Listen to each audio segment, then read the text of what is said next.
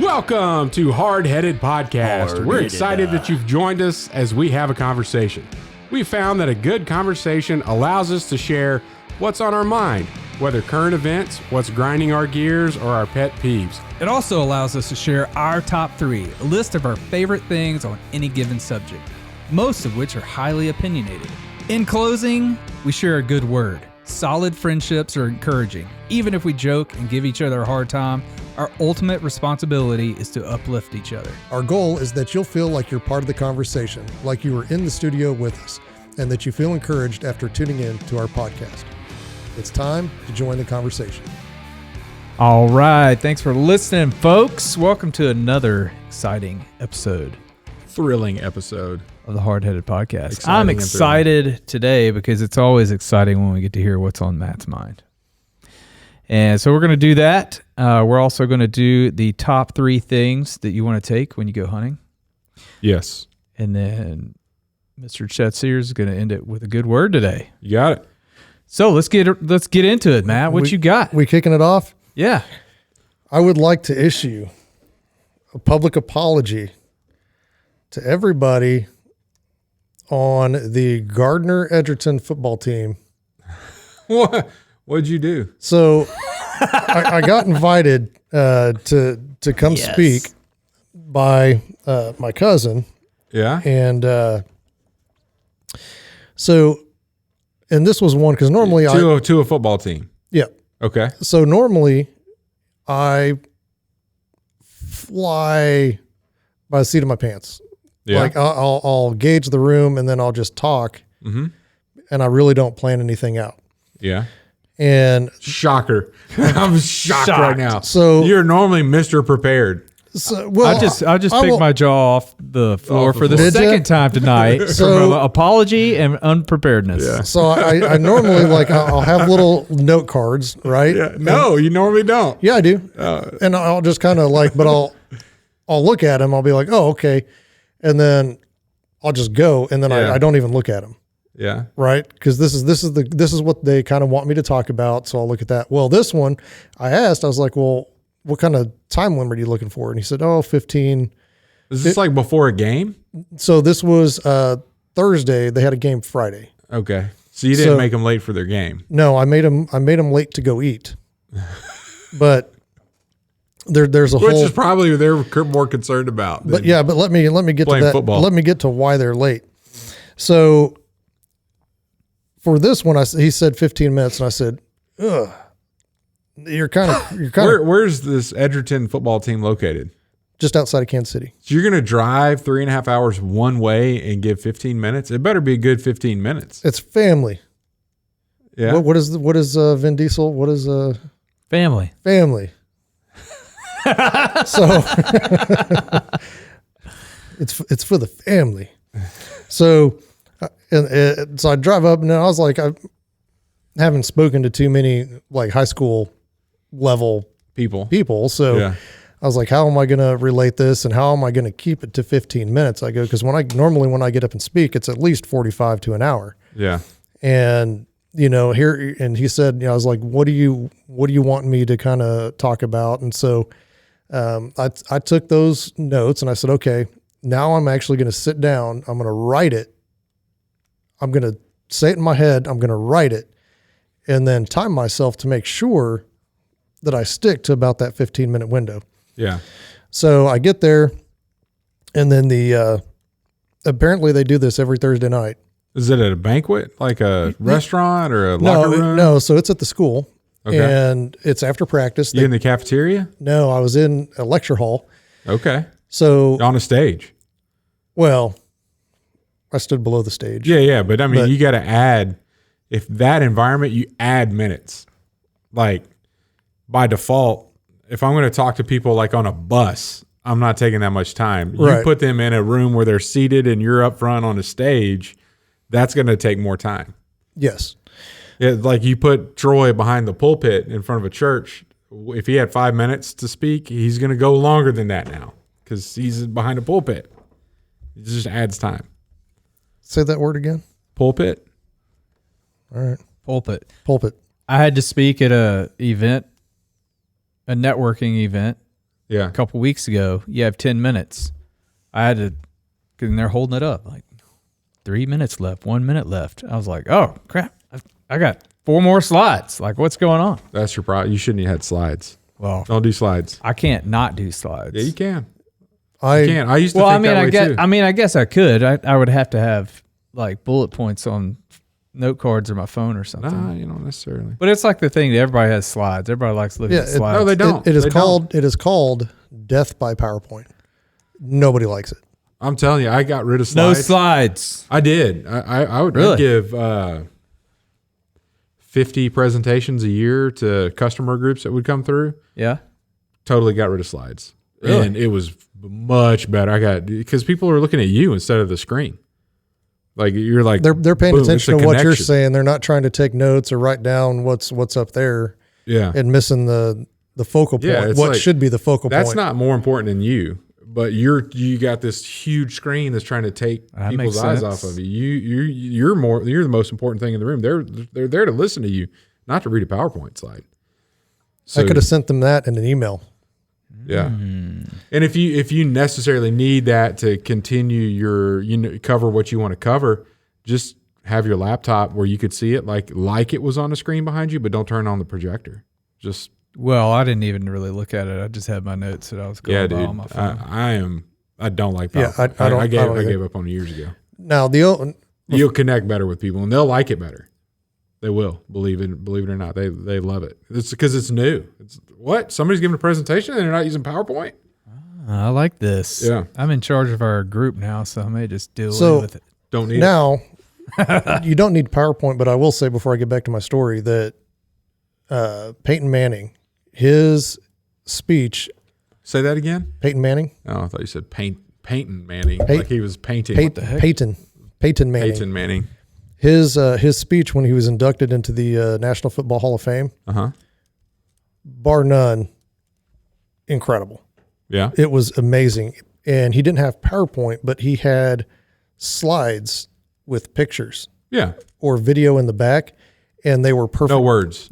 No. Yeah. And they were perfectly timed to as he went through his story. Perfectly timed. It was. It's really good. If you haven't seen it, watch that speech because it's really really good. Check that out. But anyway, so Get back to groveling. Put that in the show notes, eh? Get back put to a link to that because it's actually pretty good.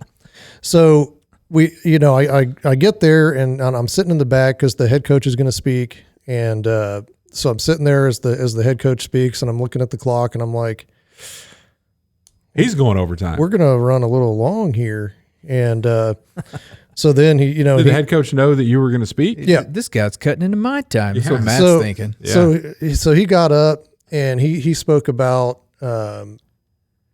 playing baseball and and he didn't like baseball, but his dad made him play like at night and field grounders in the yard and all this kind of stuff. And he grew up just hating baseball, and he ended up getting he played college baseball at Arizona State, and then went on and had the opportunity to go pro, but he said no because he was done. He hated baseball, didn't want to do it anymore.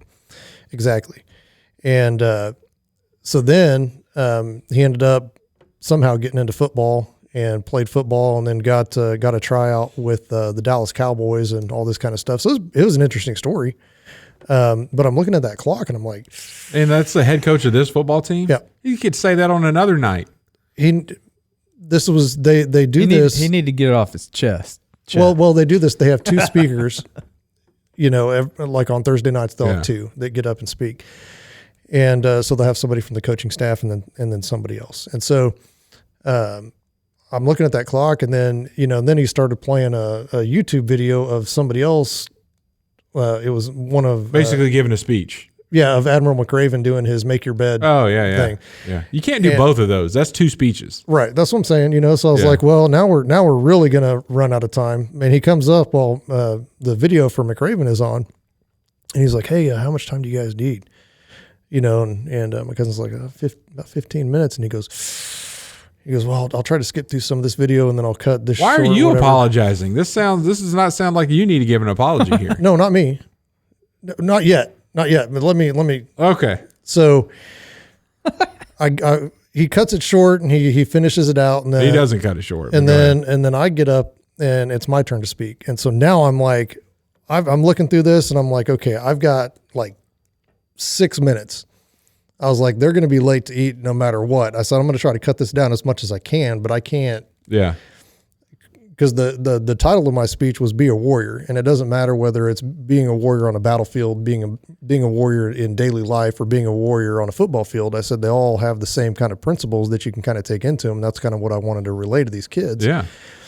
And so as my attention getter, I'd planned to get up and I had this whole thing planned out, and it didn't work. So I was like, well, how am I going to kind of break the ice with these kids? And so have one of your legs fall off. No, that wouldn't have been good. That gets some attention. It would get some attention. It wouldn't have been good. So I was just like, well, I'll just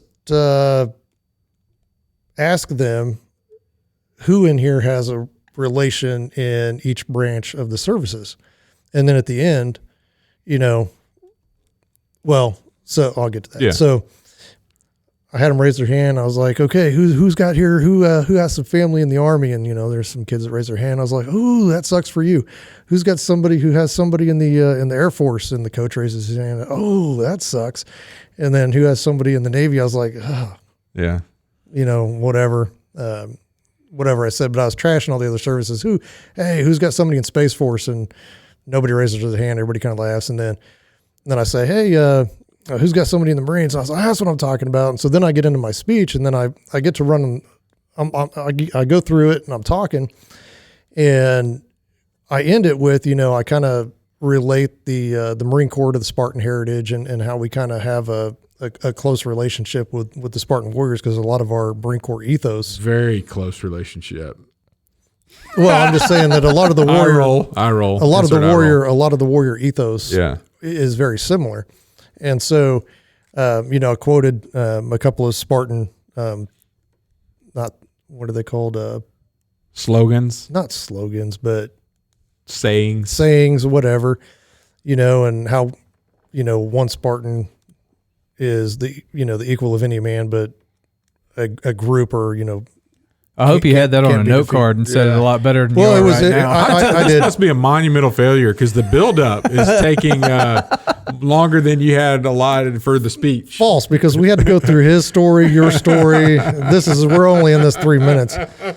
And so anyway, I close it out, and I'm like, just like the Marine Corps, and I told him, we had a Viking night before we deployed, and that night was, I didn't get to tell the whole story, because I was like, I got to cut this short. I was like, but they're getting ready to go eat. And before we'd go to battle, or before we would deploy, we would get together as a unit, and we'd have a Viking night, and we'd eat, and we'd use our hands. And there'd be bull in the ring, where basically if you had a problem with somebody, you could call them out, and then you could fight. Didn't matter what their rank was, but all your issues with that person were going to be quashed that night, because that night may be the last time you ever see that person.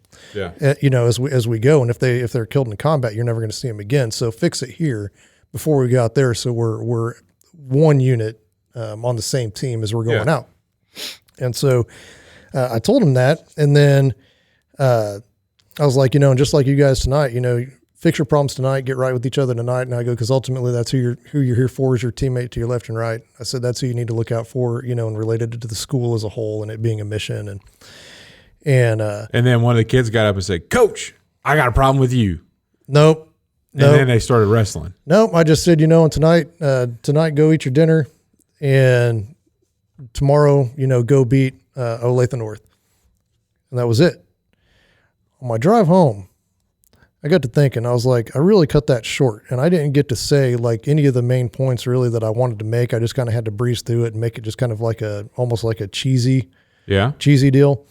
Other than the coach was talking about discipline and motivation, and good motivation and bad motivation and stuff like that. And I got up and I didn't even relate it to motivation. I just said, motivation and discipline are kind of the hallmarks of a Marine. And I basically joined the Marine Corps to kill people, and so started off like that. Yeah. But first I offended every branch and then I never got to wrap it and bring it all together at the end. So these kids, so they think you hate all the other branches. These kids probably think that I'm a jerk. I'm a jerk. You're a Marine jerk. They probably think all Marines are jerks. Oh, probably. But the recruiting numbers probably just skyrocketed.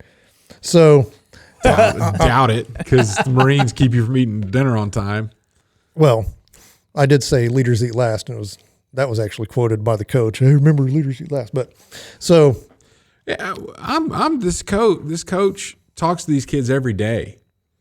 Like, why is he going to take extra time on a day where there's a guest there? Well, because the kids don't have that personal connection with the coach. The coach is the coach. I get it. I understand their premise behind what they're doing, because it's I'm going to talk to you, and I want what's best for you. Why wouldn't they have a personal connection with the coach? You ever been on a team? Yeah, and I had a really good connection with my coach. Did you? Me Yeah. too. I had a really bad connection in high school with my baseball coach, but I had a really good connection. Is it because there's more Couple players other on a football teams. team? Yeah, I don't know. They had 90. Well, there's not 90 basketball players. We had like 12. 90 upperclassmen. Upperclassmen. This play, Yeah. I got But lost. still, I got he's with them a lost lot. walking into this school. But anyway, that's all beside the point. So I'm driving home and I'm thinking, I never did get to wrap it up. So here on the Hardheaded podcast, I'm going to wrap it up. So you love the Air Force. Go ahead and say it. Say it out loud. I will not say that. What I will say the is Air that Force is the best. I will say that the end of my speech was supposed to bring it all together and wrap it up into a nice little ball and say it's a team effort, because it was the Navy who took care of me at the site of the blast. It was the Army who got me to the hospital and treated me immediately. And then it was the Air Force who kept me alive in flight from Germany to the United States, and so it took all the branches working together to keep me alive, and so it's a team effort. And that was kind of basically going to be the end of my speech. So to the football team at Gardner Edgerton, I apologize if I offended you, your family, and your siblings, your loved ones, whoever is serving in a branch other than the Marine Corps, even though the Marine Corps is the best. But all of the excuses that you gave beforehand you're not taking ownership over it in general. Because I didn't have enough time, because the coach, blah, blah, blah, blah, blah. Well, what was I supposed to do, Chet? Well, let me tell you right now, if you have something to say, and I remember this in my speech class when I was in college, during my persuasive speech. Persuasive speech. I went, it was 7, you had to go 7 minutes, and you get deducted high or low from not hitting the target. You go over, you're deducted. You go under, you're deducted. You hit 7 minutes, plus or minus whatever. And then if you hit outside of that range, you get points deducted off. You get points deducted off for ums and ahs, and you get points deducted off if you don't cover everything you're supposed to in persuasion. Yep. All this kind of stuff. I got a D in speech. I got a B on this one, just this specific speech, because You went long. it was 7 minutes and I went 14. That was the only deductions that I had. But you want to talk about persuasion? There were multiple people in the classroom crying. Oh, is this I had them going. Is this the one about Diet Coke? Aspartame? Yes. God, they were certain that their mother was about to die because they drank like 7 Diet Cokes a day. Was Ashley in that class? No. Oh. And they were going nuts. 14. It's like what is that? Varsity Blues. 45 minutes for the rest of your lives. It's like Chet's 14 minutes for the rest of your life. You boys having a time of their life. Don't drink that aspartame, man. Aspartame. Whatever. Oh, you're crazy. Thank you for that public apology to the football team there. Yeah, that was good. But you at least ought to let your guests go first if you're. Well, granted, I did think it was a little odd. I was like, well, okay. Yeah. And then to me, it was a little weird to show Admiral McRaven. You can't do that. Speaking motivationally. But you can't do that. You got the guy right here. Because I got up and trashed him too. Yeah. But because I was like, the SEALs think they're the best. Please give me a break. Every time I've ever been pitted against a SEAL, I've won. In what? Speaking, I've spoken at several events. Okay. Where the motivational person happens to be a Navy SEAL, And you dominate. well, they have apps for these these conferences, and so you get to rank. This breakout session was 5 stars, this whatever, and then you end up getting a score over all the stuff. And they rank speakers, and I've been to 3. 2 of them were the same Navy SEAL, but 2 different Navy SEALs over 3 conferences. I always rank higher. So I'm just saying. Well, they're good at killing people, not speaking, I guess. I guess, but they were getting paid to speak at that event, and they weren't the best. Did you get paid? No, I was part of my job. Oh, I guess so. You kind of but- got paid. But I would say that we have a mutual friend that spoke at something where I didn't speak, and he did better than I would have. If we were judged on that one, I would have lost. Kevin, he would have beat me. All right. Well, thanks for that apology, Matt. I'm sure they're happy now. I hope so. You better send them a link to this podcast. Now, Email it to their superintendent. It's a school. now I will say that Actually, the coach can invite another special guest to speak next week, and then just play this podcast between his speech and then the guest speaker coming up. there you go. Make it part of the slideshow. Yeah. Maybe that might not be too bad, but they ended up playing Olathe North, which is the best team in the 6A. Did they win? No, they lost 13-2, but that's not bad. They got a safety on them, and then it was 0-0 until the fourth quarter, and then I think they just got two quick touchdowns for Olathe North, and Gardner ended up losing, but not a bad showing against possibly the best team in 6A. I have a feeling. Not to be confused with Andale, which just routed Nickerson 108-0 a couple weeks back. I'd like to see Andale play Mays this year. I know it's not going to happen, but that would be a good game. Are you guys 5A? Yeah, I think so. 5A. But they've been putting up 60, 70 points on everybody they play. Now, is that Mays or May South? Mays. Mays. Didn't they just get beat by May South? No, they just stomped a mud hole in. It was Did they? 62 to, I don't know, 14. Yeah, I actually looked at the stats. Our team outscores our opponents by an average of 7 touchdowns. Yeah, by running the ball. They run the ball. Yeah, we don't really. They don't. It's not like this wide open offense deal. They literally just run over you on their way to the end zone. It's so much fun to watch. But I didn't get a chance to go to that Nickerson game. But some of the comments from people about class and running up the score and blah blah blah blah blah. I was like, we had a running clock the whole second half. All your freshmen in. All the freshmen in, and they couldn't stop our freshmen. And they ran the same play. Yeah. Just run it. And their defensive coordinator used to go to Andale. Yeah. And played for K-State. Yeah. Just All right. I'm falling asleep talking about high school football, so let's take a break and go to our top 3. At Admiral's Pennant, our mission is to offer the latest and refined, high-quality masculine products and services to the modern gentleman, as well as provide him with the tools and products necessary to look, act, and feel confident in his appearance and social interactions. Check it out at admiralspennant.com. Without it, you might as well shave. You can do it, Johnny! Remember that on Varsity Blues? No. No? Yes. All right. Okay. Just thought I'd throw some more high school football Welcome back stuff to in there before. Trussell Media Studios. That's right. That's where we're at tonight. Trussell Media Podcast Studios and Video Studios. Just call it studio. We just do everything in the studio here, media-wise. Coming to you from the air capital There you go. of the world. All right, Chet. Top 3 items to take hunting. What you got? I'm assuming that we're not talking like bring a gun, That's number 1. license. No, you don't Bring necessarily need that. You don't really need a plug. license, depending on where you A are. plug, you don't need that either, especially if you don't have legs. That's right. So I'm not listing those. I'm going a different direction than that. Number 3, a headlamp.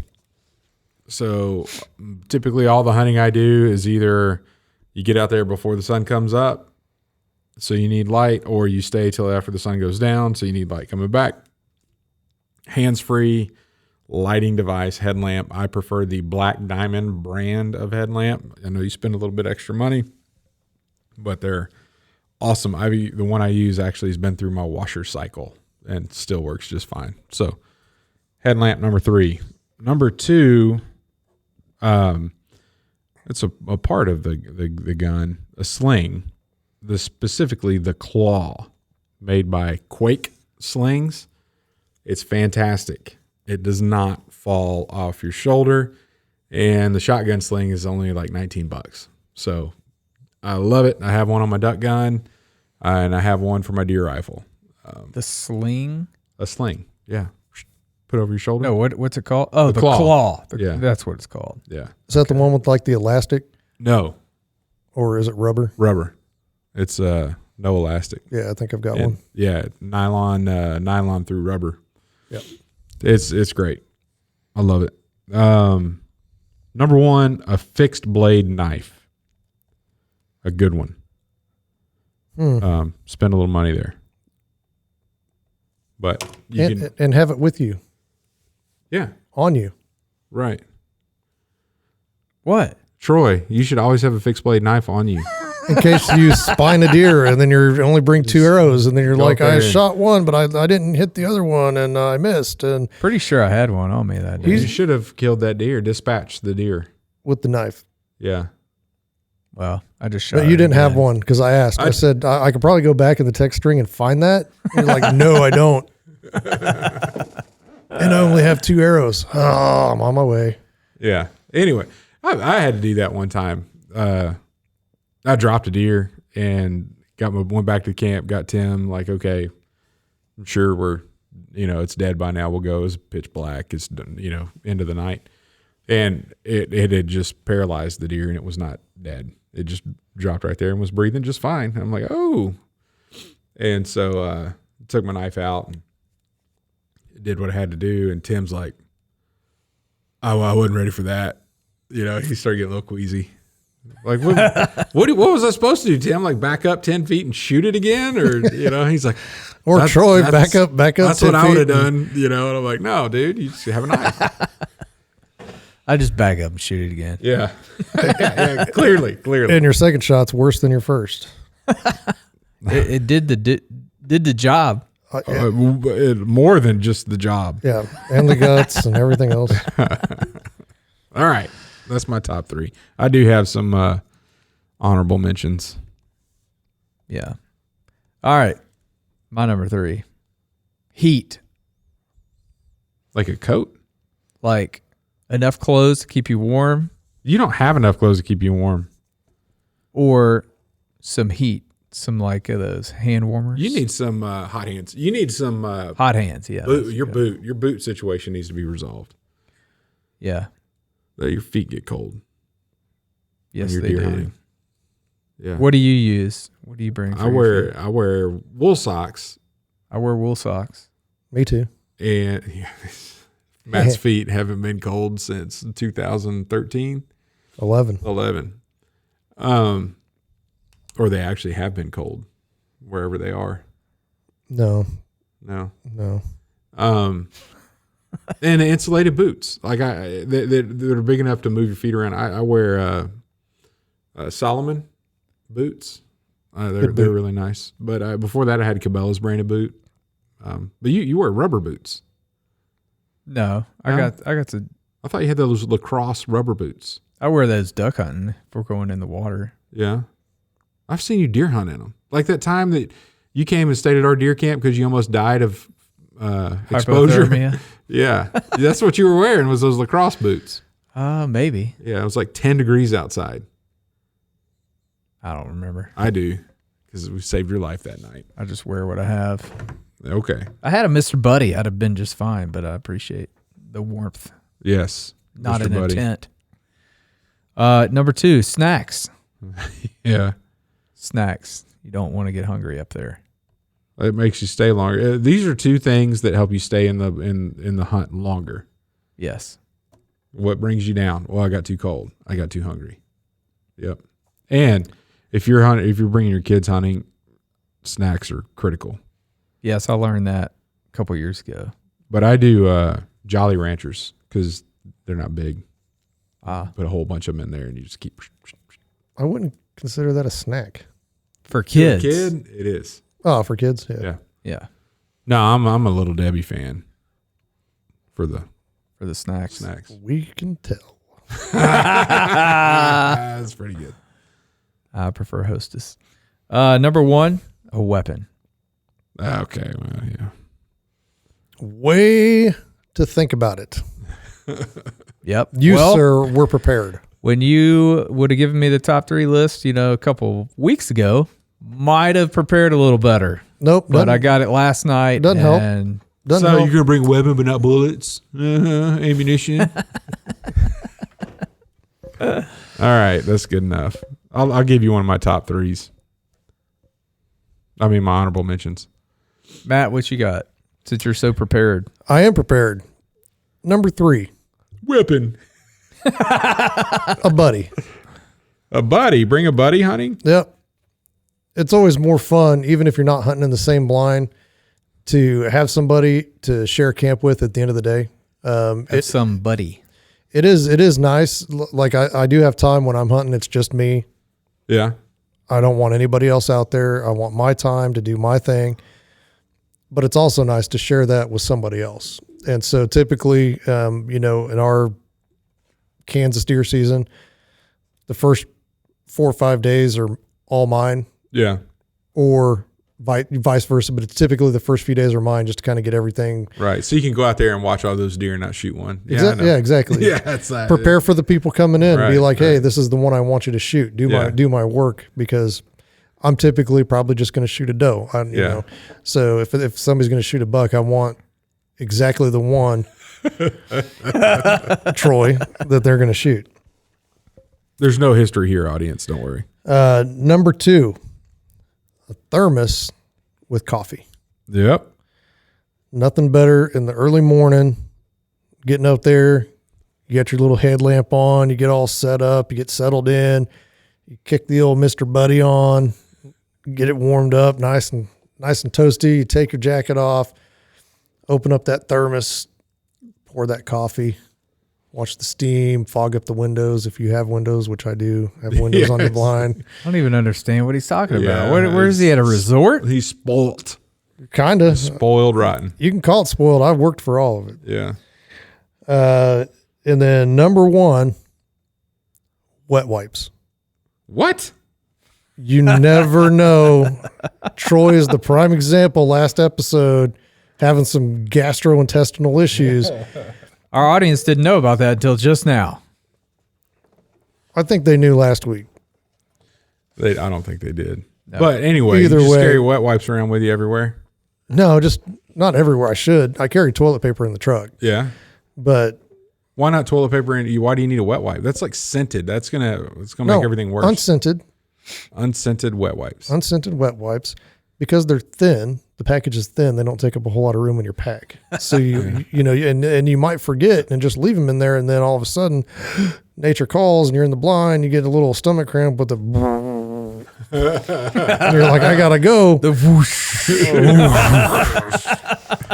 You know that whoosh, the one that kind of builds up, and then all of a sudden it releases, and then it's an emergent situation. I did take a deuce in a deer blind one time. In it? In it? Yeah. It's a good story. Go ahead, continue. Like a enclosed? No, it wasn't enclosed. It would.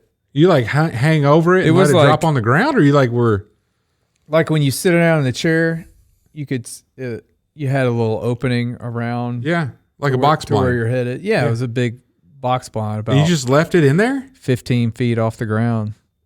You just left it in there? Well, there was some cardboard in there, and I just threw it out the side. What did you wipe with? You let him go hunting with you? There was newspaper in the blind for reading the newspaper. So I used newspaper to wipe and took a dump on a box. You definitely weren't clean. You need the wet wipes. Threw it over the side. Wet wipes would have been nice that day. You definitely got some dingleberries coming down. I guarantee it. I think I was like 13 when I did that. I was in Mississippi. Did you kill a deer that with day? My dad. No, I didn't even see one. Imagine that. I wonder why. They were like, "Oh, there's a bear over there." There's some grunting going on.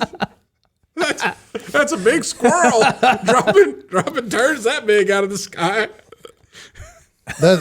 So dropping a 2 in the blind is probably one of my favorite stories from Wounded Warrior Outdoors. Yeah. And we got these 2 Vietnam. Sorry, audience, that we're going in this direction. We had 2 guys. I'm not sorry. They were both triple amputees, and one of them has since passed. But they were Vietnam veterans, triple amputees. They're turkey hunting in a blind, and Jim, the gentleman who's passed away, is hunting with Denny, and they're sitting in this blind, and Jim's like, "Ooh, I gotta go." Well, you got 2 triple amputees, and they're in these wheelchairs in the middle of a field. They can't get out to go anywhere. Yeah. And so Denny's like, "Well, Jim, you better hold it." And he's like, "I can't." And so he spins around. I had some Subway. He spins around. He spins around in his chair, and he's hanging his butt over the edge of the chair, sitting backwards, and squeezes it out. And I mean, it stinking to high heaven. I mean, just awful. And Denny's over there like, "Jim, you better get a stick and roll that out of here, because that is terrible." And Jim turns around and looks, goes, "It ain't gonna roll." So they sat in there in the poopy for the rest of the hunt, because ain't nobody coming to pick them up till it's time to come in for the day. So that's one of my more memorable WWO stories. That ain't rolling. It ain't rolling. Oh gosh, my apologies, audience. If you're still with us, thank you. Oh wow! What's your honor? Is that where are we at? I don't even know. So my number 1 was wet wipes. Yeah, that's what started the Thanks whole. a lot. Started the All whole right. thing. Well, any honorable mentions? Zip ties. I've used them to tag whatever you killed. I've also used them in duck hunting. You can bundle some grass together, or kind of help fix whatever blind that was somebody left there. I had a thermos of coffee and binoculars as well. Got to have the binos. If I'm deer hunting, yes. If I'm duck hunting, I normally don't. I don't pack them. Yeah, I probably would use them for duck hunting. No, I would have to say honorable mention for me, a Ranger with a winch is dang near a must have, but I didn't put it on my top 3 because not everybody's going to have the access to that. Yeah, the $30,000 laying around. Well, it wasn't 30 grand when I bought it. Now those prices are insane, but no, because I hooked the gambrel to the winch, run it up over the roll cage, tilt the bed up, and just drag the deer up into the bed, close it, and drive off, and then it slides right over into my truck, and then I'm going. Yeah. Highfalutin with my Lots of hard work with my blind with glass windows, and which I didn't know. And your Mr. Buddy heater with your coat hanger and your coffee thermos. Coat hanger. I don't know where the coat hanger came from, but well, you said you took your jacket off. I imagine you hung it up somewhere. no, I throw it on the ground. Okay. All right.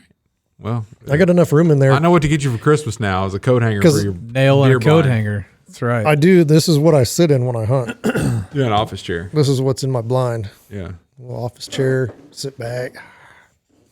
Little alarm system wakes me up when the deer come by. Beep, beep, beep. Oh, I'm not going to show one today. All right. Good word. So from day 40, the good word is the chapter title is Jesus is, and the passage comes from Luke chapter 9. This is immediately after the feeding of the 5,000. It says this. It says, "It happened that as he was praying alone, the disciples were with him. And he asked them, 'Who do the crowd say that I am?' And they answered, 'John the Baptist, but others say Elijah, and others that one of the prophets of old has risen.' And then he said to them, 'But who do you say that I am?' So who do they say I am? And then who do you say I am?" And then Peter answered, "You're the Messiah." which was accurate. And then he goes on and tells them, don't tell anybody that yet because their time hasn't come to know. But I think it's pretty interesting as we come to this end of this study and going through Jesus's life, basically, that those that were with him, Peter, he was convinced that's who Jesus was, and that was early on. And we know that Peter went through some stuff. But at the end of the day, Jesus also knew that Peter was going to be martyred. In fact, in John 21, there's an account where Jesus says to him that, truly, truly, I say to you, when you were young, you used to dress yourself and walk wherever you wanted. But when you're old, you will stretch out your hands, and another will dress you and carry you where you do not want to go. He said this to show by what kind of death Peter was going to have to glorify God. And after saying this, he said to him, follow me. So he's actually knew that Peter was going to be martyred for Christ, following Christ, when he called Peter. And then, we see that Peter comes to realization that Jesus is the Messiah, and follows him all the way to his death, for believing that that Jesus was the Messiah.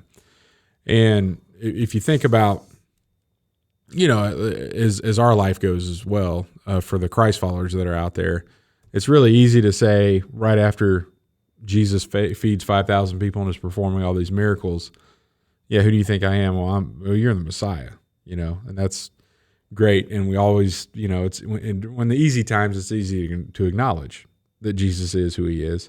But also in the hard times, and when Peter was strung up and crucified, he still was saying Jesus is the Messiah. So, Peter had a really good example of Jesus is who he is in my good times, and Jesus is who he is in my bad times. No matter what, that doesn't change who Jesus is. So be faithful to him if things are good or if things are bad, because we know that Jesus paid the ultimate sacrifice for us anyway. So it can't be that bad when we're always going to be with him no matter what. So in the good times and the bad times, Jesus still is who he says he is, and we should still follow him no matter what. Thanks for listening to the Hardheaded Podcast. Don't forget to share this podcast with others to help us get the word out. Also, if you haven't yet, please rate and review the show. This helps our podcast show up in other people's suggested shows that may or may not have listened to us before. Thanks for listening, and we'll see you next week.